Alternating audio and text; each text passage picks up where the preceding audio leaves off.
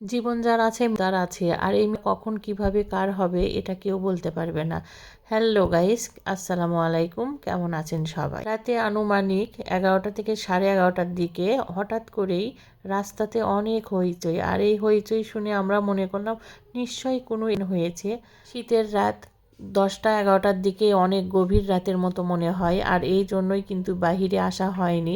কিন্তু সকালে উঠে যখন বাইরে আসলাম রাস্তার দিকে, তখন ছেলে বাইক নিয়ে আসতে নিয়ে এই শিয়ালের সঙ্গে হঠাৎ করেই মেরে দিয়েছে, আর শিয়ালটা ওখানেই মারছে, আর ছেলেটাও কিন্তু এখন হসপিটালে আছে। যেহেতু আমাদের বাড়ির সামনে এটা যদি এভাবে থাকে তাহলে কিন্তু পচে দুর্গন্ধ বের হয়ে যাবে, আর এই জন্যই আমার শ্বশুর একটা মাটির গর্ত করে কিন্তু এই শিয়ালটাকে এখানে পুঁতে দিচ্ছিল। আমার ছেলেটা কিন্তু চুপি চুপি এই ভিডিওটা ধারণ করে নিয়েছে।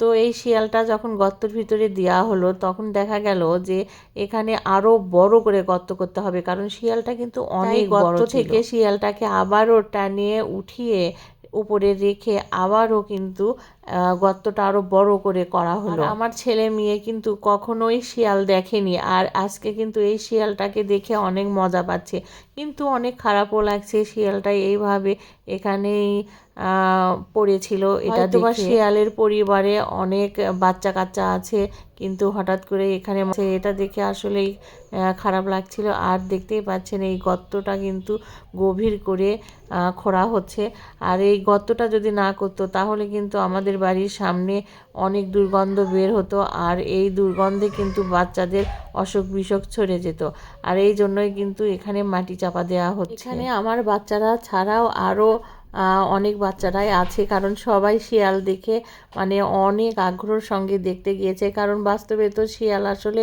ওইভাবে রাত ছাড়া বের হয় না, আর বাচ্চারা কখনো শিয়ালও তো দেখতে বলতে আমি নিজেই বাস্তবে মানে জীবিত শিয়াল কখনো দেখিনি, এই দেখলাম।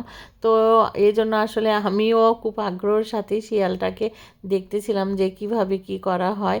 তো আদল ভাই এখানে মাটি নেমে দিচ্ছে, আর আমার শ্বশুরও এখানে মাটি নামিয়ে দিচ্ছে, দিয়ে আসলে এটা খুব ভালোভাবে মাটির নিচে চাপা দিয়ে রাখা হবে, না হলে আসলেই এটা আমাদের সবার জন্য একটা মানে কে কে বাস্তবে শিয়াল দেখেছেন কমেন্ট করে বলবেন তো।